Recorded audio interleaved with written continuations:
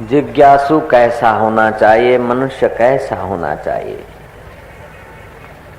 मनुष्य को तुच्छ अपेक्षा ही बेचारे को तुच्छ कर देती है। हल्की अपेक्षा छोड़ देने पर वो सम्राटों का सम्राट हो जाता है।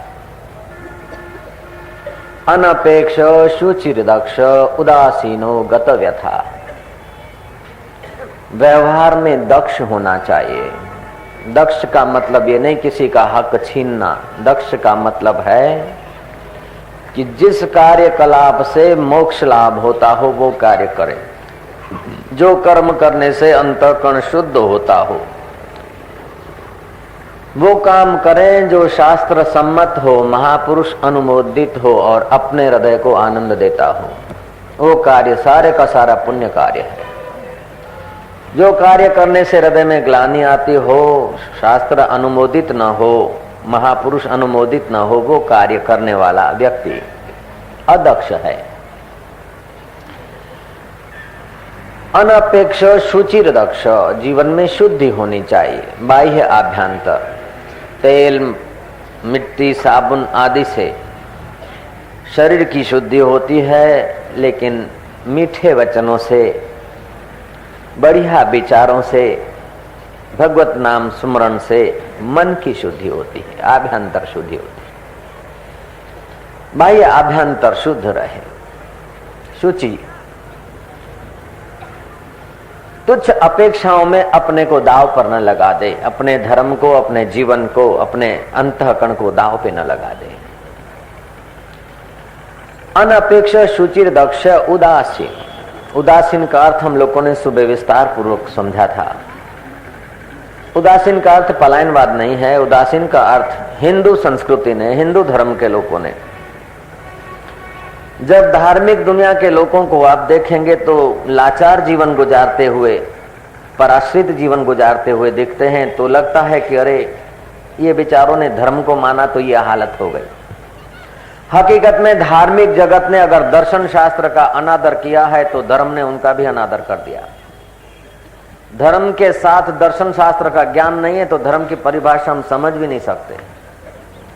कहलाने वाले टिल्ले टपके या कहलाने वाले हम भगतड़े हो जाते हैं, इससे काम नहीं चलता है। कोई एक ऐसा भगत था, धार्मिक था, कभी हनुमान जी की पूजा करे तो कभी शिव जी की करे, कभी राम जी को रिझाए तो कभी जगदम्बा को रिझाए। कई देवी देवताओं के चित्र उसके पूजा रूम में। वो सोचता किसी देव को बुलाए, वो ना आए तो फिर दूसरे से भी संबंध बना रहे, दूसरा ना आए तो तीसरे से भी बना रहे, तीसरा ना आए तो एंड मौके पे कम से कम हनुमान जी पवन सुत है, हम्प मार के भी आ सकते हैं, तो हनुमान जी को भी थोड़ा खुश कर दिया करता था। एक बार उसकी बैलगाड़ी फंस गई। हे मारा राम जी तू दया कर, मारा ठाकुर जी तू आओ। ठाकुर जी नहीं आया तो कन्हैया को रिझाए, फिर भोलानाथ को बुलाया, कोई आया नहीं। इतने में उसने देखा संध्या हो रही है, सूर्य अस्त हो रहा है, गांव दूर है, रास्ते में लुटेरों का भय है और माल पड़ा है गाड़ी में। और रोया, चीखा और हनुमान दादा को याद किया। याद करते करते देखा कि हनुमान जी भी वारे नहीं आए, अब क्या करें। एकदम रोते रोते सुन्न सा हो गया, शांत हो गया। शांत हो गया तो जिससे हनुमान हनुमान जी हैं, गुरु गुरु हैं, शिष्य शिष्य है, सृष्टि सृष्टि है, उस सृष्टिकर्ता के साथ एकता हो गई अनजाने। और हनुमान दादा को पता चला कि मेरा भक्त विवल है। हनुमान जी प्रकट हो गए।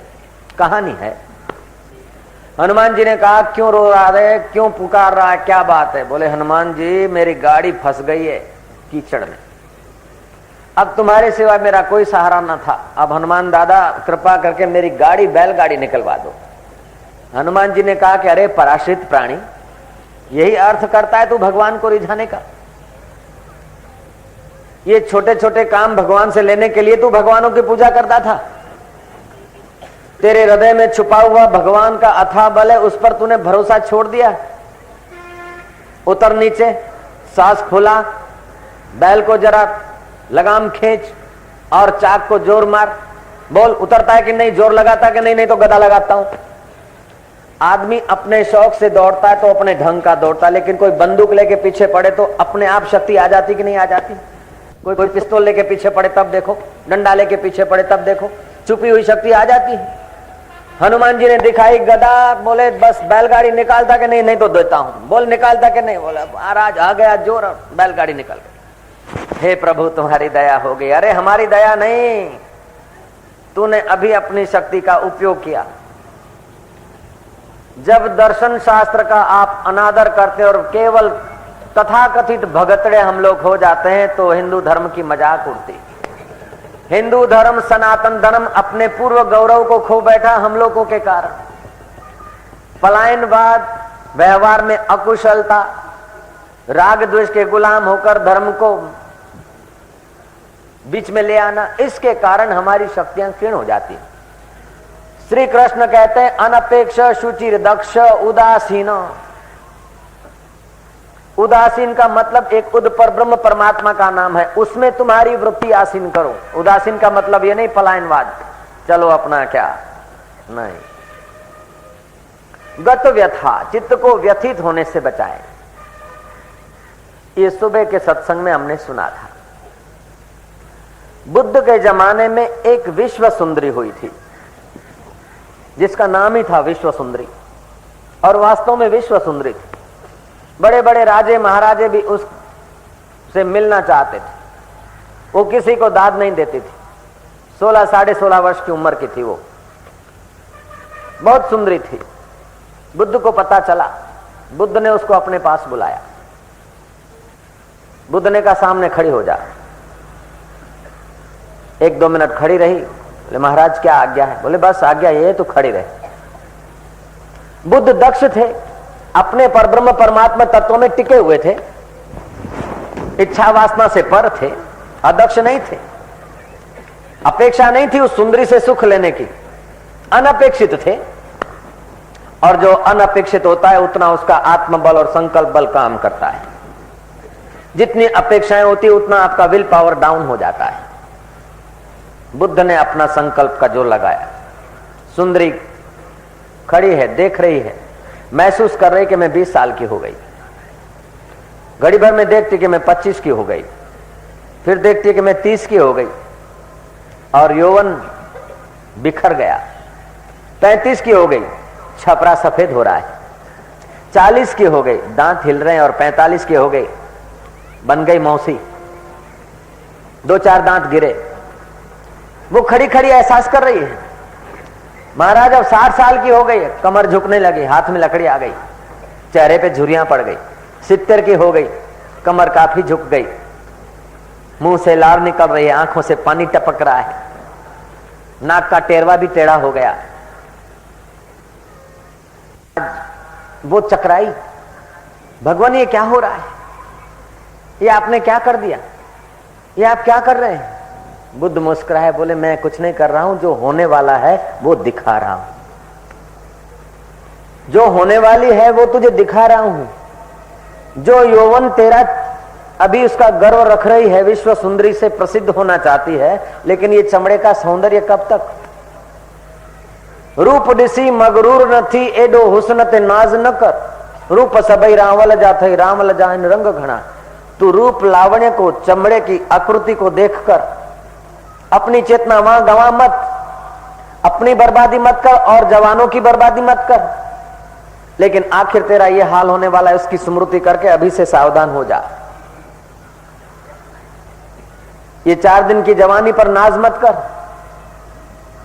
देखते देखते जवानी कहीं चली जाती।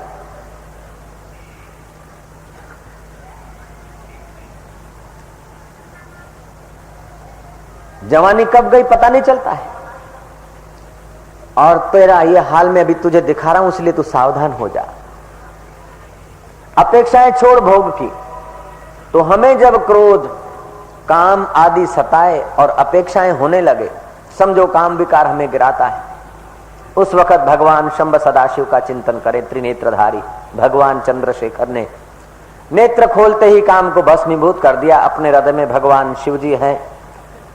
काम का विचार आता है, हम उसे पोषण देते हैं तो हम गिरते हैं। अगर काम का विचार है, तुरंत ही राम का या शिव का विचार कर दो, तो आप पोषण नहीं देंगे तो काम उतना धोखा नहीं देगा जितना दे रहा है।